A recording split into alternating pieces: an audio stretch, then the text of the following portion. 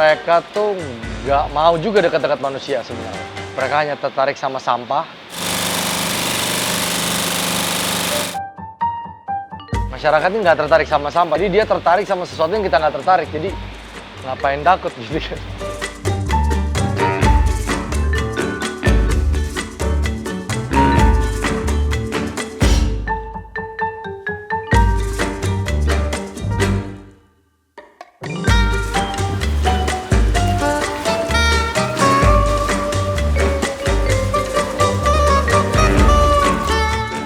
Outputnya itu kita jadi, yang pasti jadi larvanya itu sendiri, jadi maggotnya itu sendiri. Bisa kita jual hidup-hidup, bisa kita keringkan, kalau dikeringkan itu bisa jadi pakan koi, bisa jadi pakan ikan-ikan lainnya juga. Jadi proses pertama dari maggot larva itu adalah penerimaan sampah dan pemilahan sampah. Jadi di tempat ini tuh kita menerima sampah dari para source kita, sumber kita. Dan disinilah kita juga bisa melihat kualitas-kualitas sampah dari yang dikirimkan dan kita terima. Proses yang kedua, ini kita ada di penetasan, berjalan bersama dengan tadi penerimaan sampah tadi. Di proses ini tuh telur datang dari kandang kita, lalu kita biarkan menetas di sini. Dari dua proses yang tadi itu kita gabungin menjadi satu. Di box-box biru ini akan kita masukin bibitnya, dan kita masukin sampahnya, lalu dia akan terus makan sampai waktunya dewasa, proteinnya udah cukup tinggi dan segala macam, baru dari situ kita panen. Kita udah lihat maggotnya sudah cukup dewasa, dia sudah siap untuk diolah, kita panen, dan hasilnya akan jadi seperti ini. Dari sini akan lanjut ke pencucian dan pengeringan.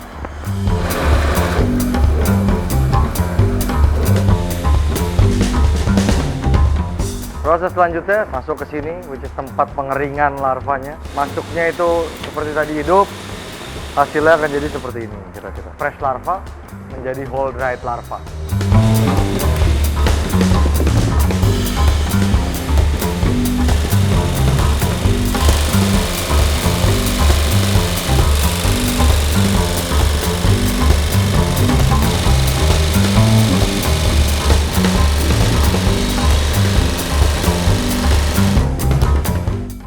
Dari beberapa maggot yang kita punya tadi, itu akan kita sisihkan untuk menjadi indukan nantinya.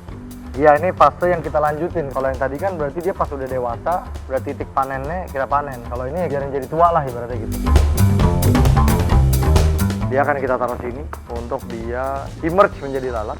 Dia akan mencari pasangan untuk kawin. Dari situ kawin, habis itu dia akan bertelur. Telurnya itu akan nanti kita pakai untuk di penetasan tadi.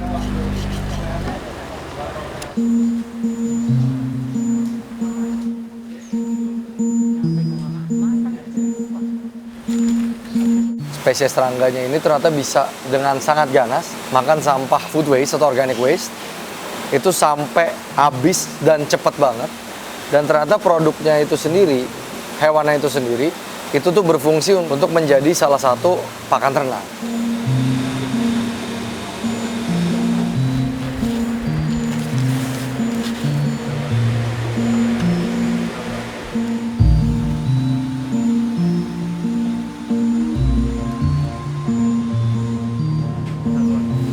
Solusi lain apa untuk sampah makanan? Composting.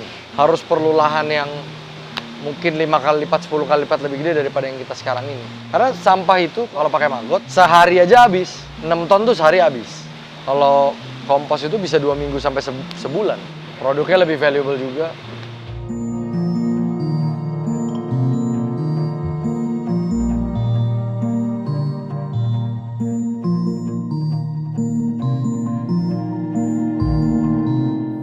Kita impor 800.000 ton setahun, Mbak.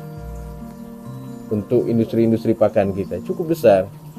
Kalau 800.000 ton ini bisa disubstitusi oleh maggot ini yang dia ngolah sampah, kemudian ini akan menjadi lebih besar lagi sebenarnya industrialisasi pengolahan sampah organik ini.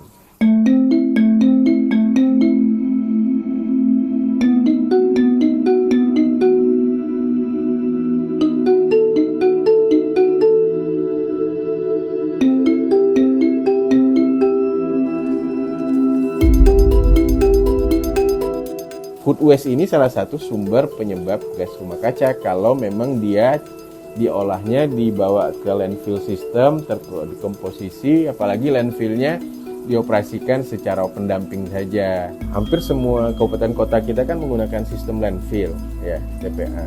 Kalau food waste itu dibawa ke TPA kemudian terdekomposisi, dia kan akan merilis gas metan.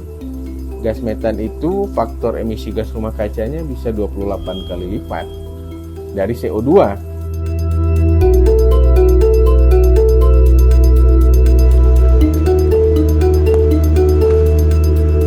Karena memang secara empirik kan sampah itu 90% bisa selesai di rumah tangga sendiri, Mbak.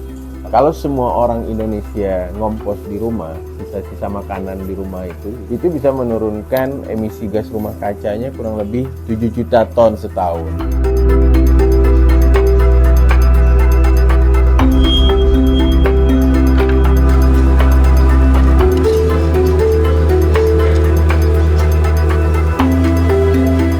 Kan insentif itu nggak dalam bentuk pajak, nggak dalam bentuk finance saja kan. Pemerintah juga merekognisi dan sebagainya juga itu bentuk insentif juga kan. Tapi pasti kita doronglah yang begitu-begitu.